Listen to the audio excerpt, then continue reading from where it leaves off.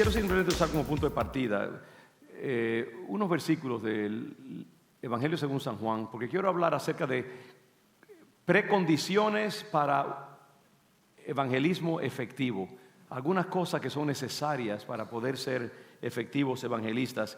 ¿Y quién es el mayor y mejor evangelista de todos? Jesucristo, ¿verdad que sí?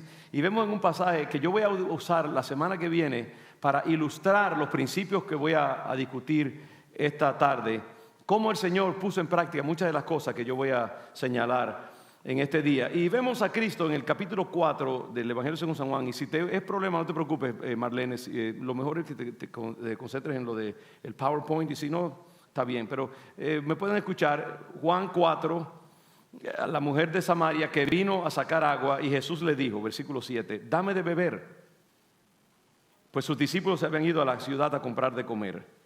La mujer samaritana le dijo, ¿cómo tú, siendo judío, me pides a mí de beber, que soy mujer samaritana? Porque judíos y samaritanos no se trataban entre sí, se tenían odio prácticamente. Y respondió Jesús y le dijo, si conocieras el don de Dios, ¿y quién es el que te dice dame de beber? Tú le pedirías y él te daría agua viva. La mujer le dijo, Señor, no tienes con qué sacarla. Esta mujer está pensando en agua literal, él está hablando de un agua de vida espiritual. No tiene con qué sacarla y el pozo es hondo. ¿De dónde pues tienes el agua viva?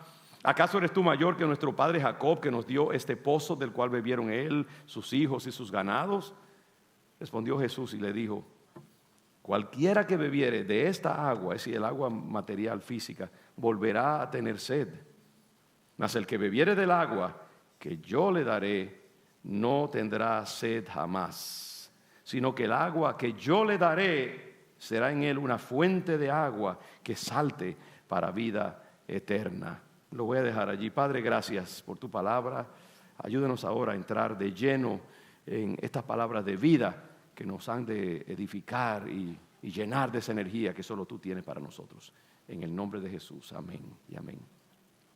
Quiero hablar de esos principios de vida que nos permiten ser evangelistas efectivos. Y recuerden, para poner en el marco correcto lo que estamos haciendo esta tarde, este tercer sermón sobre evangelismo es parte es como una pequeña serie dentro de una serie, porque yo comencé hace varias semanas hablando de los principios gobernativos que deben definir a nuestra iglesia, Congregación León de Judá.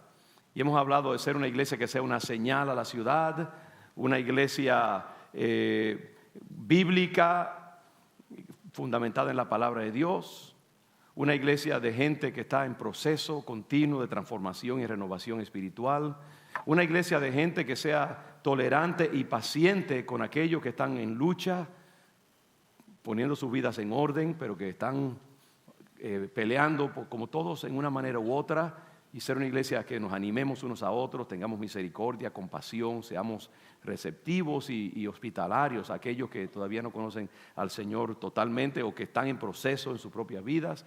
Queremos ser una iglesia llena del Espíritu Santo también, y ya lo somos en mucha medida, que abra espacio para las manifestaciones del poder de Dios, como lo hicimos orando por los enfermos y buscando más de ese tiempo del Señor, en el cual invertimos tiempo durante el servicio, y muchas otras maneras en que tenemos que llegar a ser gente llena del Espíritu Santo. También estamos siendo una iglesia de gente consagrada, entregada, comprometida con el Evangelio, cuya identidad principal es su identidad cristiana. Antes de tú ser hondureño o salvadoreño, dominicano, puertorriqueño, tú eres hijo de Dios, creyente en Jesucristo y seguidor de Jesucristo. Amén. Eso es lo primordial.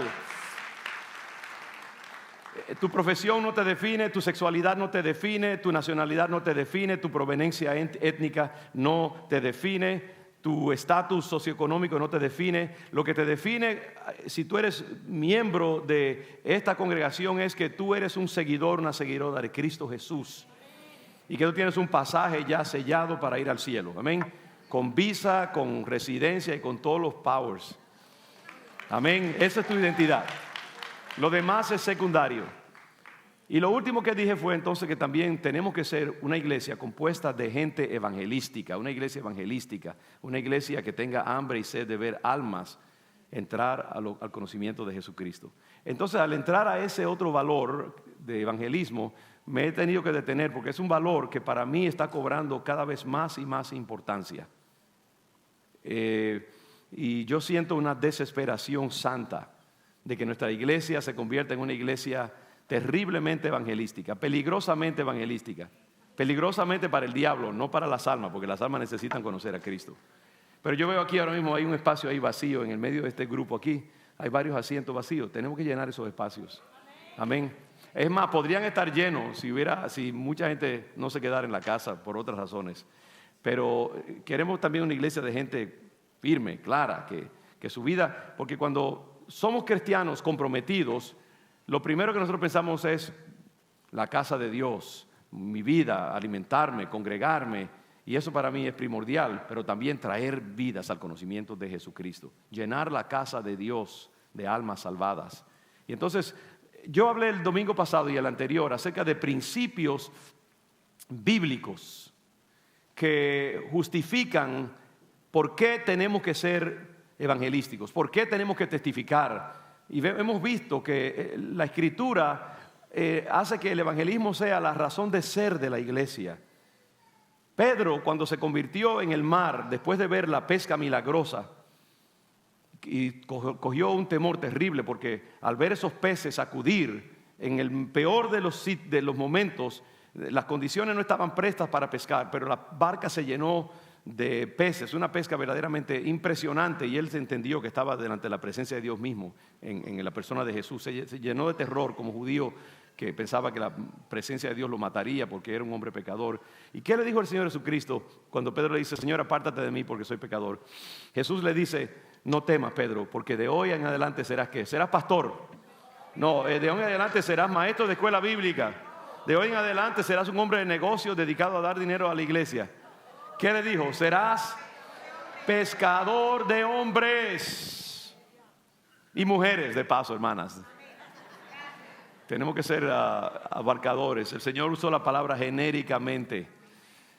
Serás pescador de seres humanos.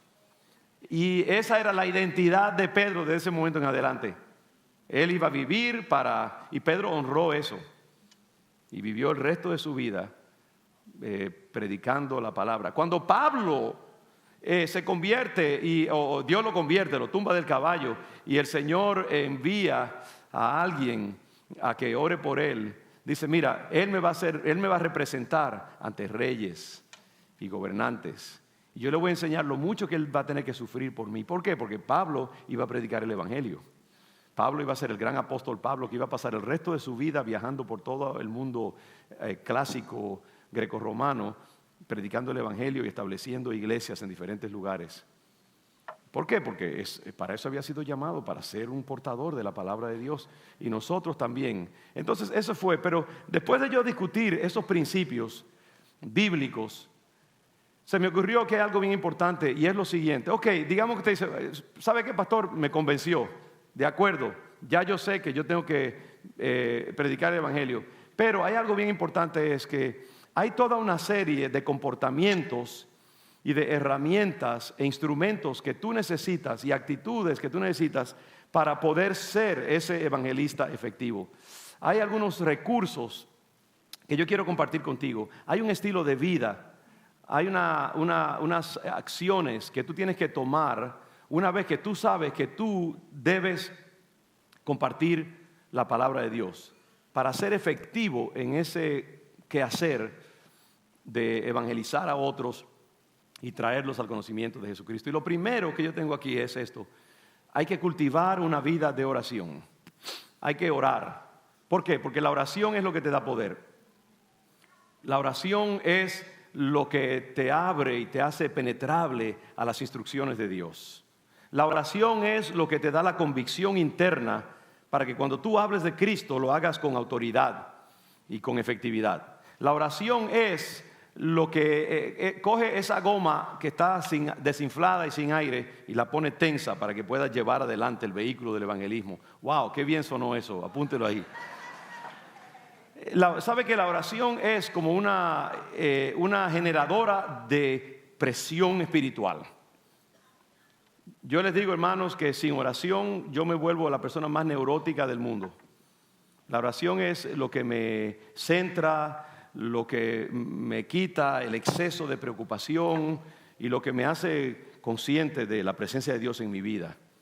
Y a través de la oración yo escucho de Dios y eso me ayuda en mi ministerio y en mi vida personal. Y tú no puedes ser un evangelista efectivo. Mucha gente dice, ¿por qué Dios no me usa? ¿Por qué yo no puedo ser más útil al evangelio? Es porque no estás tomando tiempo para orar. Hay un misterio, hermanos, acerca de eso. La oración es el pan esencial del creyente. Si tú no sacas tiempo para orar, no te vista que no vas. Yo hablaba con un joven esta semana pasada, ama al Señor, nos conocemos desde que era niño, literalmente, ya es un hombre fuerte, un negociante, exitoso y todo esto. Y me hablaba acerca de sus luchas, situaciones por las cuales está pasando. Y yo le pregunté, mira, porque entendía, ¿cómo está tu vida de oración? Me dijo, bueno, yo medito, yo escucho música en el carro cuando voy al trabajo cristiana y Dios me toca. Yo dije, mira, con todo respeto, eso no es suficiente. Tú tienes que sacar tiempo para conversar con Dios. Tú tienes que coger tiempo para que Dios sea tu psiquiatra personal. Porque había luchas también emocionales. Sabe que una de las formas en que yo me detoxifico emocionalmente es hablando con Dios. Dios es mi psiquiatra. Yo no tengo que ir a pagar $125 la hora a una persona. Eso mejor me lo como y voy con mi esposa a un buen restaurante o lo que sea. No, oye, yo tengo un sueño y es que los psiquiatras se nos mueran de hambre, que tengan que buscar otra profesión un día. Porque los cristianos estemos tan saludables emocionalmente y la oración es lo que hace eso posible. El Señor Jesucristo lo vemos orando continuamente para llenar su vida de poder. Entonces, si tú no oras, no vas a poder tener el poder que tú necesitas para testificar efectivamente. Y aparte de también vivir una vida positiva y poderosa para ti mismo. Hermanos, ¿qué dice la palabra del Señor? Por nada estéis afanosos, sino sean conocidas vuestras necesidades como eso, vuestras peticiones delante de Dios, con toda oración y ruego. Y ese toda oración y ruego quiere decir con muchas, múltiples oraciones y muchos ruegos. Sean conocidas. Usted no va a dejar conocer sus necesidades escuchando música. Gloria a Dios por la música cristiana. Pero a Dios le gusta que usted le diga con nombre y apellido lo que usted necesita. Si tú quieres una bicicleta, dile el tamaño de la bicicleta, cuánto pesa, cómo son las ruedas, el timón y qué marca tú la quieres y el color. Sé específico. A Dios le gusta que seamos específicos. Clama a mí y yo te responderé. No dice, escucha a Marco Sweet y entonces yo te responderé. Eso es bueno. Escuchar a Marco es lindo, pero no, hay que hablar, hay que decirle. Si tú no dices, Señor, dame almas, dame vidas, lléname de tu poder, lléname de tu Espíritu Santo, límpiame. La oración es la base. Cristianos, para toda transacción en la vida cristiana, usted necesita la precondición, el prerequisito de la oración. Saque tiempo para orar. Usted saca tiempo para bañarse, yo espero. Usted se cepilla los dientes, usted hace ejercicio, a veces viaja al gimnasio, invierte tiempo en cruzar una carretera llena de carros, se quita la ropa, hace ejercicio, se pone la ropa para salir, se baña y invierte 2 horas y media, pero no puede invertir 15 minutos en oración. Tenemos que sacar tiempo para orar. Esa es la mejor inversión que usted puede hacer. Si usted quiere ser un evangelista efectivo, y puedo decir más, pero lo voy a dejar allí, es importante tener una vida efectiva de oración. ¿Por qué no recibís? Porque no pedís, dice la palabra del Señor. La segunda precondición de tener una vida evangelística efectiva es cuidar su nivel de unción espiritual, lo cual está unido a lo primero, porque sin oración su unción espiritual no va a estar a la altura que usted necesita. El Señor le dijo a los discípulos, no salgan de Jerusalén hasta que no sean investidos con el poder del Espíritu Santo. No es que no había urgencia de predicar, claro que la había, pero ellos necesitaban unción, necesitaban poder de Dios. Pablo le dice a sus seguidores, o a los seguidores de Cristo que él conocía, oren por mí para que el Señor me dé denuedo para anunciar el Evangelio como debo. Denuedo quiere decir autoridad, convicción, poder, atrevimiento, valor espiritual. Continuamente el Señor dice en otro pasaje: toda potestad me es dada en el cielo y en la tierra. ¿Por qué dijo Él eso? Porque Él tenía poder en sí para todas las cosas y tenía poder para dársela a sus discípulos también. Le dijo: por tanto, id y predicad a las naciones. ¿Por qué? Porque tenían que ir en el poder del Espíritu Santo, la unción espiritual. Nosotros necesitamos unción y poder para todas las transacciones. Para tú ser un buen padre, para tú ser una buena madre, necesitas el poder de Dios.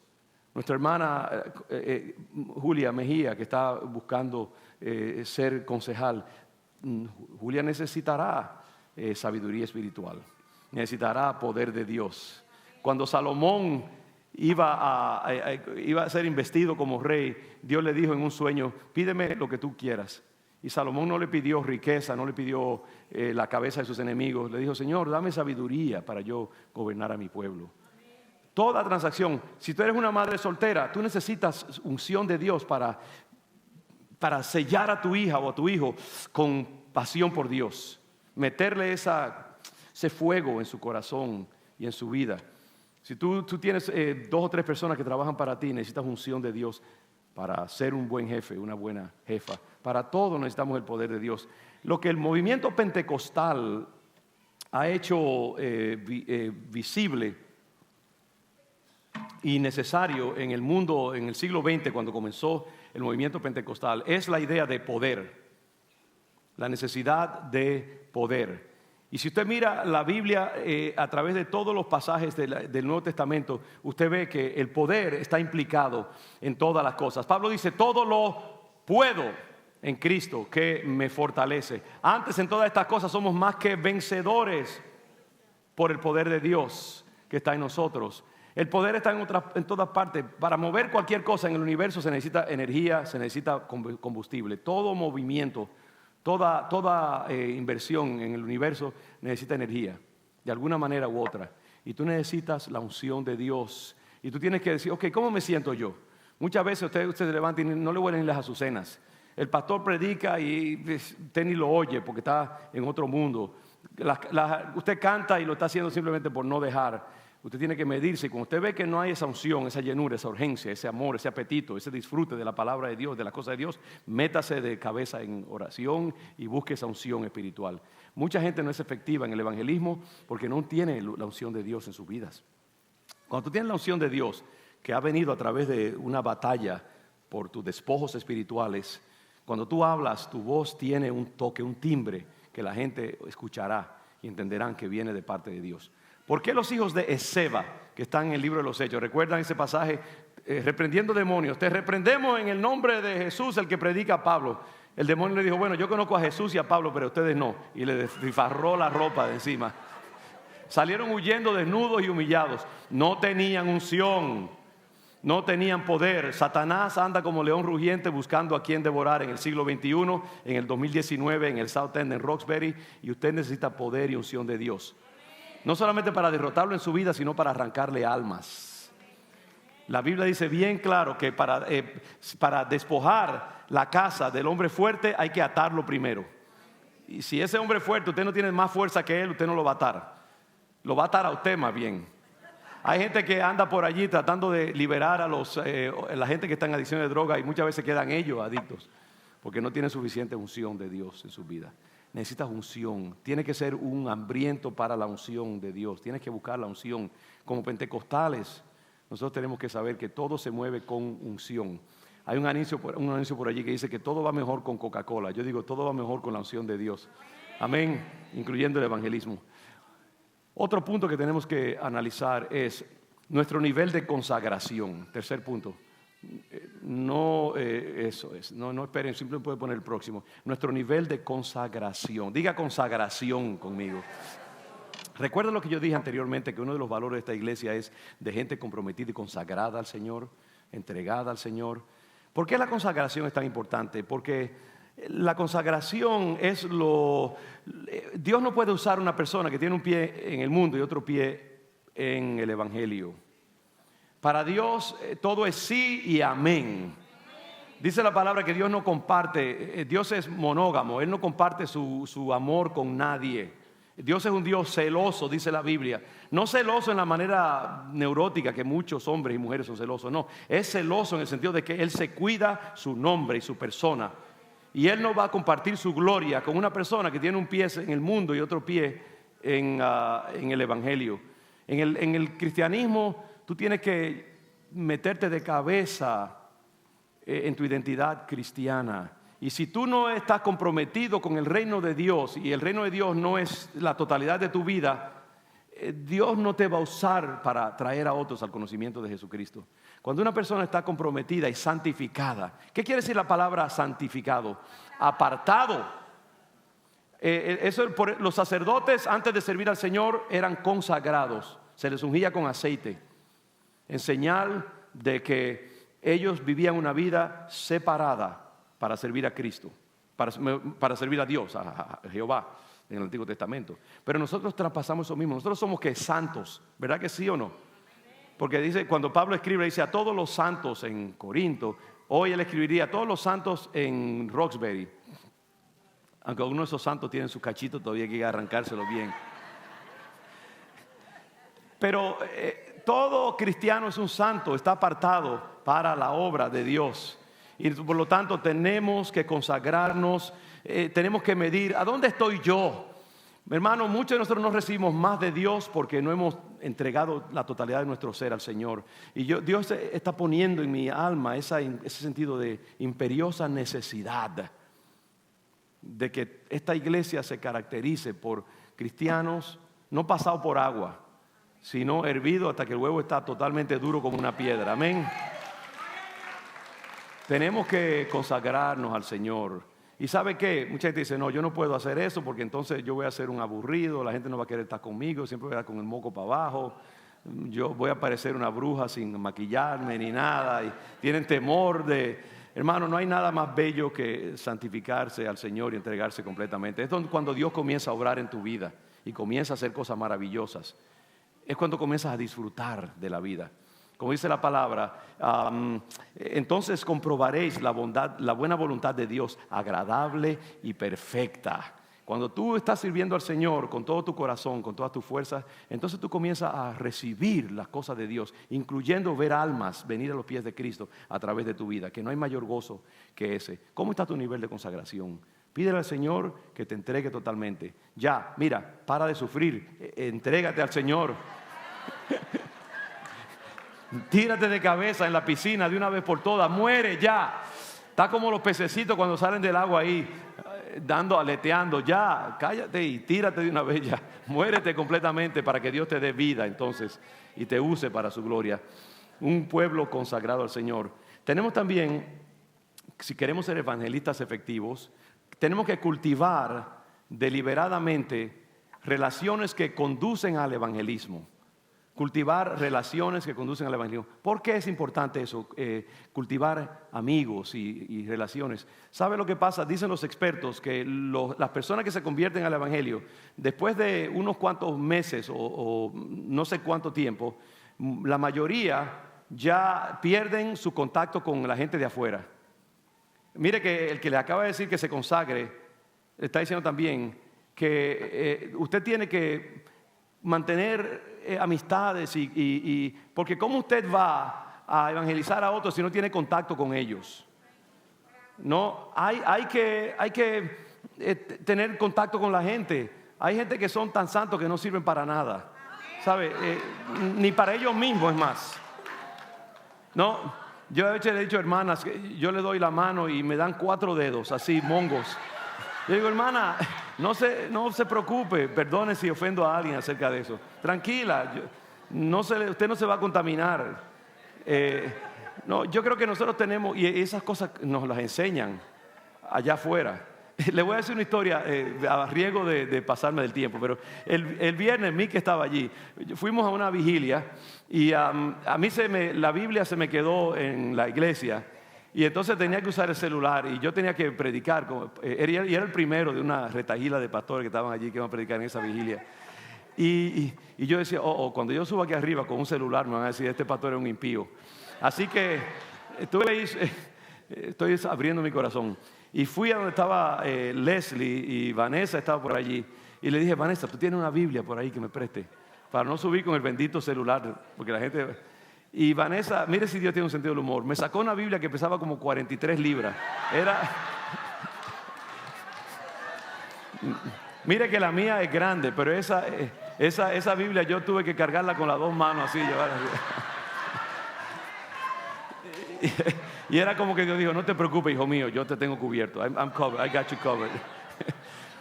Pero en realidad, hermano, tenemos que dejarnos de esas cosas porque el mundo está cambiando y muchos jóvenes adultos, gente profesional, usan su celular y su iPad, todo es ya eso. Ni guardan dinero, ni cargan dinero a veces porque ya todo es con el Apple Pay y todas esas cosas. Y sin embargo tenemos hermanos que ahí todo melindroso. Si tú no tienes una Biblia pesada, pues no eres cristiano. Hay que dejarse esas cosas, ¿no? Lo que tenemos que oler, dice, tenemos que oler a pueblo.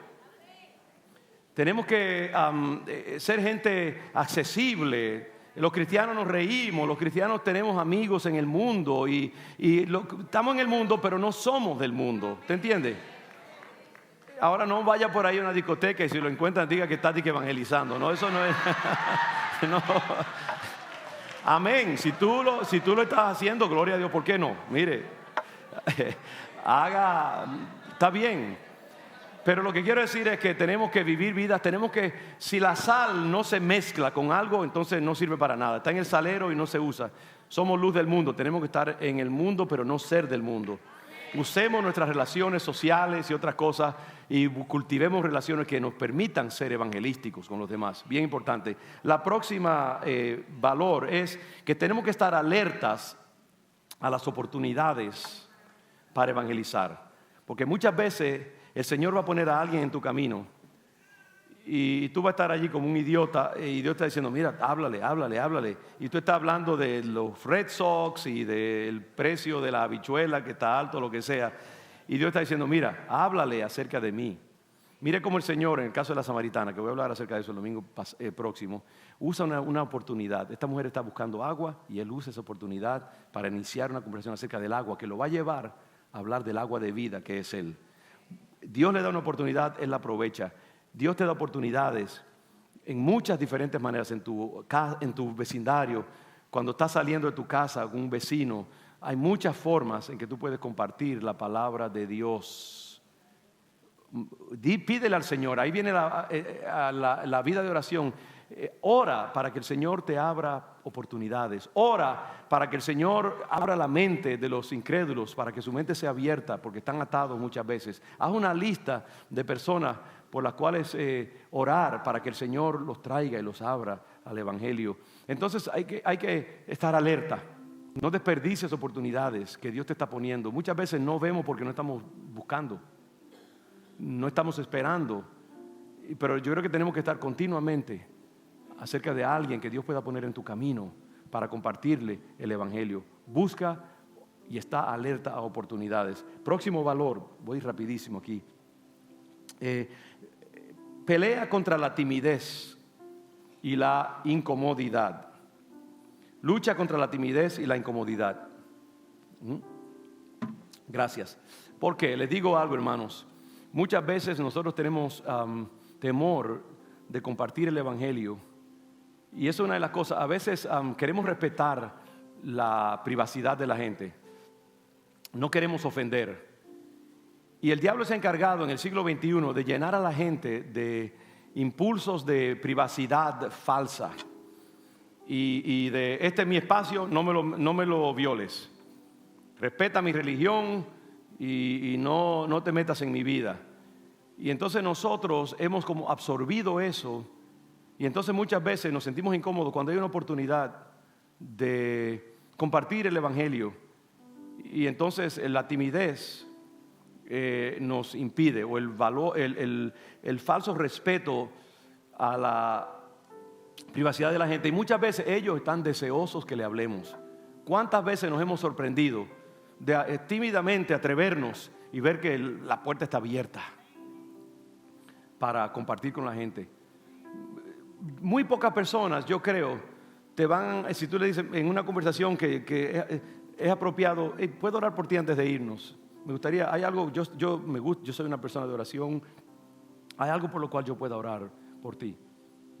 Claro que hay tantas cosas. La gente va a dejarse ministrar en una manera sencilla. No tiene que, oh Jehová, en el medio de la calle, bendice a este pecador, tráelo a tus caminos y perdónalo.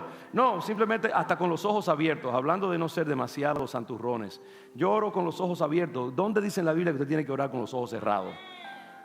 Yo quiero orar con los ojos abiertos para ver si Dios está haciendo algo en esa persona. ¿Verdad que sí?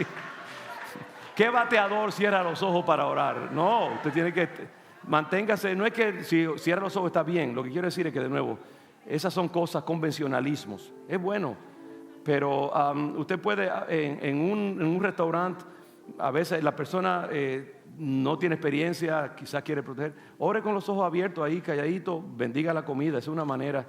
Hace poco Meche me dio un artículo de una persona muy exitosa, tremendamente exitosa en el mundo del arte y la decoración, homosexual, pero que un hombre de gran importancia, mucha fama. Y él un día fue a un café en California y tomando de su café notó a 4 jóvenes adultos sentados en una mesa con sus Biblias abiertas, haciendo un estudio bíblico en el café. Y dice él que él estaba muy vacío y sediento de algo nuevo en su vida. Y él nunca había querido visitar una iglesia porque sabía lo que la Biblia dice acerca de su estilo de vida. Pero eso lo tocó tanto, ver estos 4 jóvenes allí. No le predicaron, no sabían ni siquiera que él estaba allí o lo que estaba en su mente, viéndolos con la Biblia abierta. Y él se sintió atraído a ellos y comenzó a hablar con ellos. Y se desarrolló una conversación. Y ese hombre hoy en día ya dejó todo su estilo de vida homosexual. Fue a seminario, se graduó del seminario y hoy Dios lo usa predicando su palabra. Y acaba de escribir un libro muy importante, muy impactante acerca de su experiencia y su jornada espiritual. La gente está necesitada, pero muchas veces nuestra timidez, y nosotros creemos que hay muchas maneras en lugares públicos de compartir el evangelio sin ser amenazantes a la persona. Una cosita más, porque una experiencia que tuve esta mañana en el servicio de las 9. Llegó una pareja norteamericana y es la primera vez que venían a la iglesia. Él estaba aquí orando al frente durante el tiempo de intercesión, porque es un joven muy entregado al Señor, de hecho que es graduado de seminario y vinieron por primera vez a la iglesia. Estaba aquí al frente y estaba orando en el tiempo de intercesión. Yo llegué a ese punto, estaba orando por otros y llegué a donde estaba él. Y mire, les confieso, le abro mi corazón aquí. Ya yo lo había saludado, otros habían ido a saludarlo, le habíamos caído encima, ya usted sabe, para hacerlo sentirse bienvenido. Y yo no quería que se sintiera como que lo estábamos manipulando. A veces sabe que la gente llega a la iglesia y le caemos como chincha encima. Todo el mundo a invitarlo, le pegamos un sello en la frente que dice visitante y los hacemos sentirse incómodos muchas veces.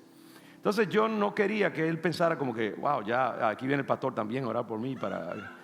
Y lo pasé de largo, y cuando yo lo pasé de largo, él me tocó por detrás y me dijo, pastor, perdone, yo sé, es la primera vez que vengo, podría pedirle que orara por mí. Y me lo dijo como que me estaba pidiendo disculpas por pedirme que yo orara por él. Entonces fíjese lo irónico de esto.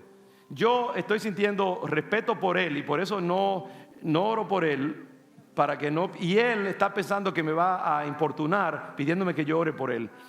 ¿Qué indica eso? Eso es lo que está pasando en el siglo XXI, donde la gente muchas veces nos impedimos mutuamente que la bendición de Dios venga a nuestra vida. Y a veces por falta de iniciativa nuestra o por falta de la gente atreverse a que pedamos que oren por ellos, decir, mira, tengo una necesidad, no se da esa conexión espiritual.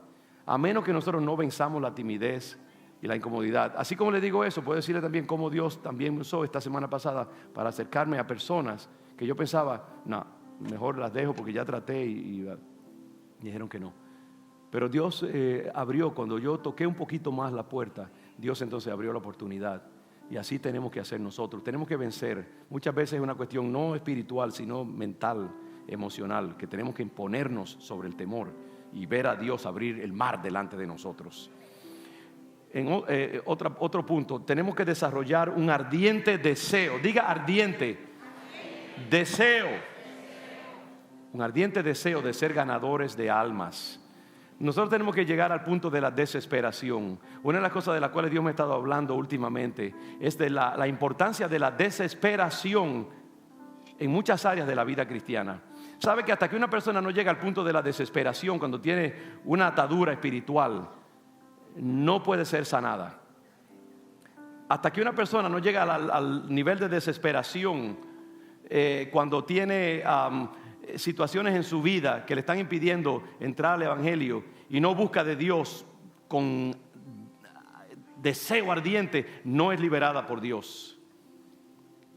Y hasta que una persona no desarrolla una necesidad apremiante y desesperada de ser un ganador de almas, muchas veces Dios no lo va a usar. Y yo lo quiero desarrollar en todos nosotros, decir: Señor, dame almas o me muero. Quiero dar a luz o me voy a morir. Creo que fue un hombre muy conocido, apellido Knox, George Knox creo que fue, en Escocia, que dijo: Señor, dame a Escocia o me muero. Y Dios trajo un gran avivamiento a Escocia a través de su vida. Y Dios le encanta a la gente desesperada. La mujer con el flujo de sangre, a ella no le importó que había una ley que prohibía que mujeres con un flujo de sangre se metieran en la multitud. No le importó que Jesús no le hubiera dado permiso para tocar el borde de su manto. Ella se metió entre la multitud y le robó bendición a Cristo. Y el Señor honró.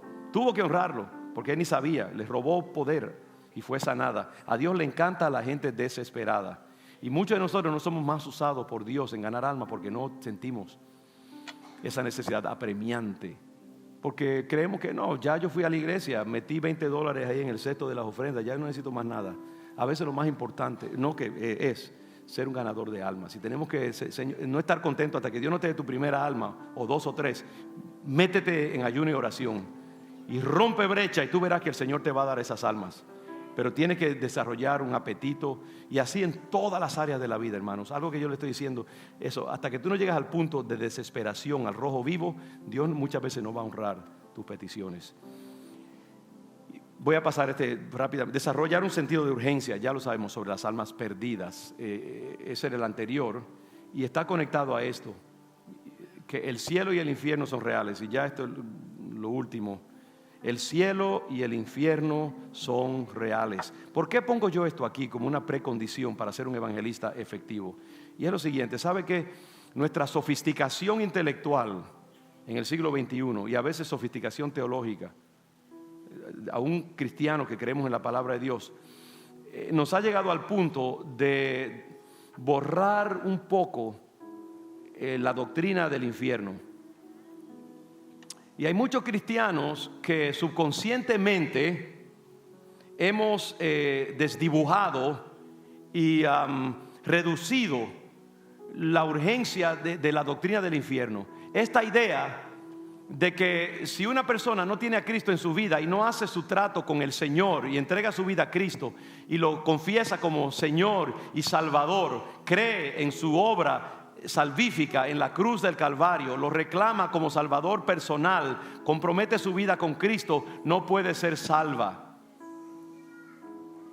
Para mucha gente le causa mucha angustia y escándalo, casi aún cristianos, pensar que hay personas que pasarán una eternidad sin Dios y sin esperanza porque no hicieron su trato a tiempo con Jesucristo mientras lo podían hacer en esta vida. Y el mundo se ha llenado de enseñanzas. Usted lee cualquier artículo por allí: yo no creo en Dios porque no puedo creer en un Dios que manda a la gente al infierno. Dios no manda a nadie al infierno, la gente se condena a sí mismo por su incredulidad. El Señor lo dice: yo no condeno a nadie, mis palabras condenarán porque no las escucharon.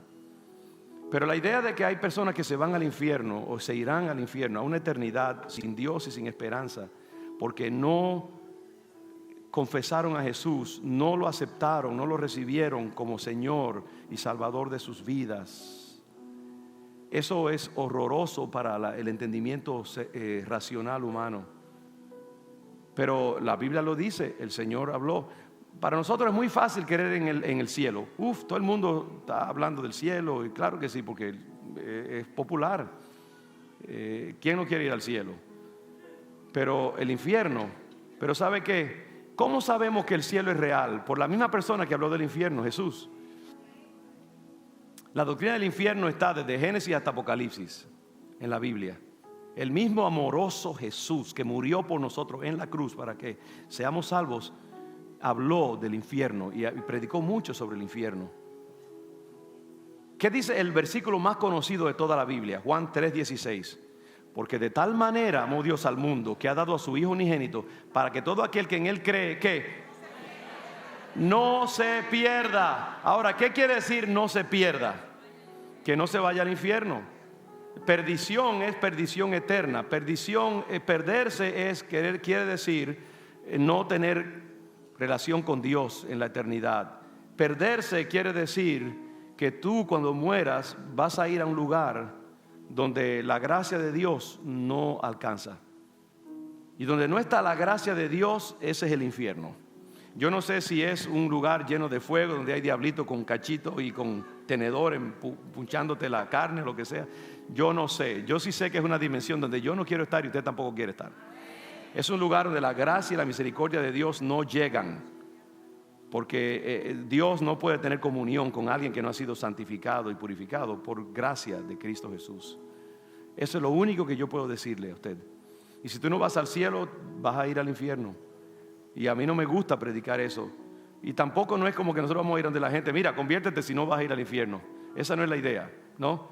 Pero nosotros sí necesitamos la doctrina del infierno para darnos urgencia, porque no queremos que nadie vaya. ¿Por qué murió Cristo en la cruz y pagó un precio tan alto si no hay un infierno? Si todos se salvan, ¿para qué tenía el Señor que pasar la cruenta cruz? ¿Para qué tenía Él que deshacerse de su gloria y venir a vivir metido entre gente maloliente 33 años y después morir en una cruz si todos se van a salvar simplemente por ser buena gente? Si Dios no condena a nadie. Él lo hizo porque Él sabe cuál es la alternativa, que es una muerte terrible, eterna. Entonces, y yo creo que los cristianos tenemos que recuperar el sentido de la doctrina del infierno para nosotros decir, yo no puedo permitir que alguien vaya allí. Y yo voy a hacer todo lo que esté de mi parte. Hermano o hermana, si tú verdaderamente supieras dentro de tu corazón que el que no cree en Jesucristo se va al infierno, a una eternidad de eterno tormento, yo creo que tú venderías todo lo que tienes y te tirarías a predicar el evangelio 24 horas al día. Yo mismo que le estoy diciendo eso, no entiendo cabalmente lo que es el infierno. Porque hay como una defensa biológica cerebral que nos impide entender claramente lo que es la eternidad en el infierno. Porque yo creo que hay una defensa natural en el subconsciente que nos protege de entender eso completamente. Desgraciadamente, algunos de nosotros llevamos eso hasta el punto de que no sentimos urgencia para ayudar a otros a salvarse de ese destino cruel. Y yo quiero que el Señor esta mañana, esta tarde, nos renueve, aunque nos duele a nosotros mismos, el sentido de lo que es una eternidad sin Dios y sin esperanza, para que nosotros podamos hacer todo lo que esté de nuestra parte para compartir la palabra de Dios con los seres humanos. Bajemos nuestra cabeza. Hay que recuperar y refrescar la doctrina del infierno y del cielo también. Y quiero abrir un momento también, si hay alguien aquí que no ha hecho su paz con Cristo y no está seguro de a dónde iría. Cuando tú salgas de este lugar, si tú mueres, ¿tú estás seguro que te irías al cielo? ¿Y por qué te irías al cielo o por qué te irías al infierno? Lo que va a determinar tu destino eterno es qué tú hiciste con Cristo. Si tú no estás seguro de a dónde tú irías, yo te invito a pasar al frente o levantar tu mano o queremos orar por ti en esta tarde. Te invito, ven acá, levanta tu mano, pasa al frente y vamos a ponerte en las manos de Dios en esta tarde, porque no queremos en este ambiente santo donde estamos hablando de eso perder la oportunidad de que alguien conozca a Jesús y entregue su vida a Cristo si no lo ha hecho todavía. Así que un par de minutos más solamente y queremos invitarte para que tú hagas tu pacto con Dios a través de Cristo Jesús si no lo has hecho antes. Habrá alguien que no lo haya hecho y que quiera hacerlo eso. En este momento estamos abiertos aquí, queremos orar por ti. Si no lo has hecho antes, bienvenido, queremos orar por ti en esta tarde. Voy a dejar ese entre paréntesis ahora un momento. Piénsalo bien. Si has venido con alguien y quiere que esa persona te acompañe, hazlo ahora. O si tú viniste con alguien, quieres invitarlo a que pase al frente y no lo ha hecho, vamos a hacerlo ahora. Pero también quiero que nosotros aquí nos convirtamos de algo, y es de la indiferencia al destino de las almas allá afuera. Que nos convirtamos de haber dejado lo primordial y haberlo puesto en último lugar muchas veces, que es ser ganadores de almas. León de Judá tiene que llegar a ser una iglesia state of the art, como dice en inglés, en evangelismo, fronteriza en el área de efectividad evangelística. Y vamos a estar martillando este llamado. Señor, haznos ganadores de almas, haznos pescadores de almas, haznos efectivos en el evangelismo. Yo quiero invitarte ahora, Señor, si tú no me das almas, yo me muero. Dame una vida, aunque sea, dame una vida. Si cada creyente aquí trae una vida a Cristo, óyeme, duplicaríamos en un instante. Y no es que el León de Judá crezca numéricamente, es que las almas sean salvadas. Yo quiero poner en ti ese sentido de alta desesperación esta tarde. ¿Qué estás haciendo? Si tú eres un verdadero cristiano, una verdadera cristiana, ¿te está usando Dios para traer almas a Cristo? Yo me estoy aplicando eso a mí mismo, y mire que un pastor, nosotros hacemos llamados, gente viene, hay tantas oportunidades que Dios me da, pero yo sé que no es lo suficiente.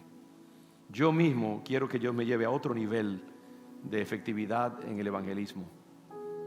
Y estamos pidiendo más unción. Cristiano, esta tarde Dios te dice, quiero que te pongas las pilas y que tú busques oportunidades, estés alerta, ores, te consagres más y más, pierdas la timidez, pelees contra la timidez, te muevas allá afuera entre la gente y te pongas en posición para que yo te pueda usar, dice el Señor, a tu vida. Pide conmigo, Señor, hazme un ganador de almas. Úsame para traer a otros al conocimiento de Jesucristo. Úngeme, trata con mi vida y saca todo lo que sea un obstáculo para que yo pueda ser usada o usado por ti. Entrego todos mis recursos y mis talentos para que tú me uses para atraer a otros a la salvación eterna. Úsame para tu gloria. En el nombre de Jesús. Amén. Y de nuevo, este lugar estará aquí abierto. Yo voy a estar por aquí. Si tú has sentido en tu ser un llamado de Dios a entregar tu vida al Señor, o si todavía lo estás sintiendo y quieres pasar ahora mismo, hay tiempo todavía.